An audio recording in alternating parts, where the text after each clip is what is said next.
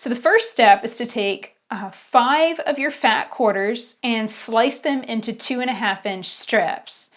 And so I decided to use the reds, and I ended up using the gold fat quarter. So all of the reds and the gold, that was a total of 5, sliced it all up into 2.5-inch wide strips. So then I took those strips and stitched them on either side of a 6.5-inch strip. And I did this several times. And what I'm going to do is take this and then subcut from it to create little strips like this. So I created kind of a mass strip set, and then from that use my rotary cutter to then cut out these little pieces. And the nice thing is this is such easy, quick piecing. And then you're going to piece those on either sides of a big background rectangle. So that's the background blocks. That's how we're going to create those. And now let's talk about the main blocks. We're going to create a series of 5 patches, and we can also knock this out with strip piecing too.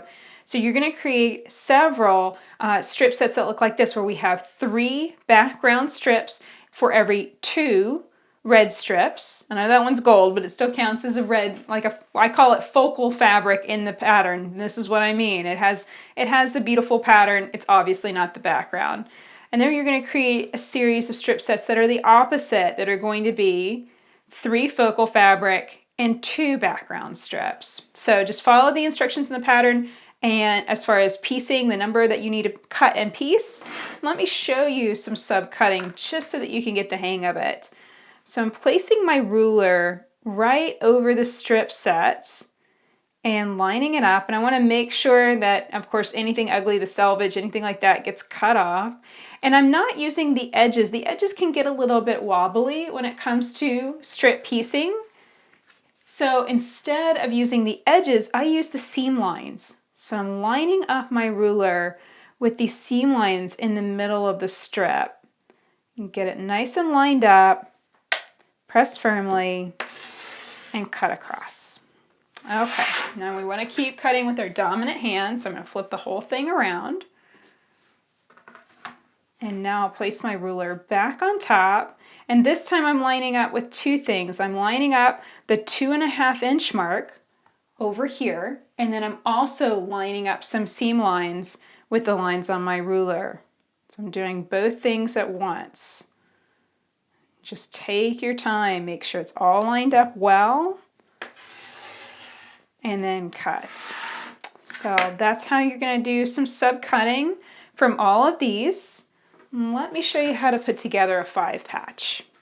So I'd advise you to go on ahead and create all of your strip sets and then cut them all apart, because this is going to end up creating a very scrappy quilt, and you're going to want to have as much variety as you can get within it. You're still going to end up with situations where you have to use, basically, you're going to have repeats within each block. The thing I look at is just trying not to have, the same fabrics next to each other or diagonally from each other. Don't get too obsessive about it though. It's not the end of the world. Our aim is just to create an overall very scrappy pattern.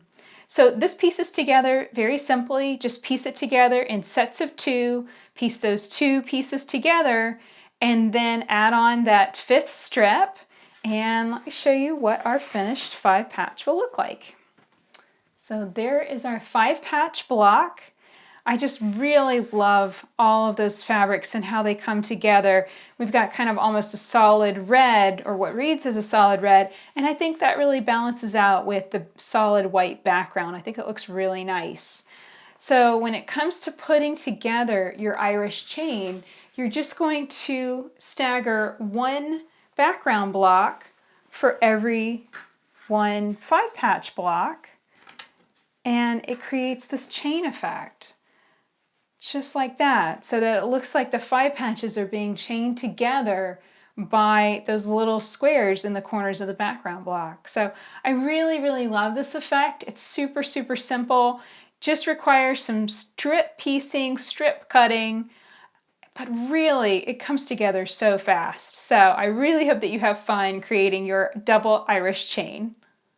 So that's it for this video. I really hope that you enjoyed learning how to create this beautiful double Irish chain quilt with me. Until next time, let's go quilt.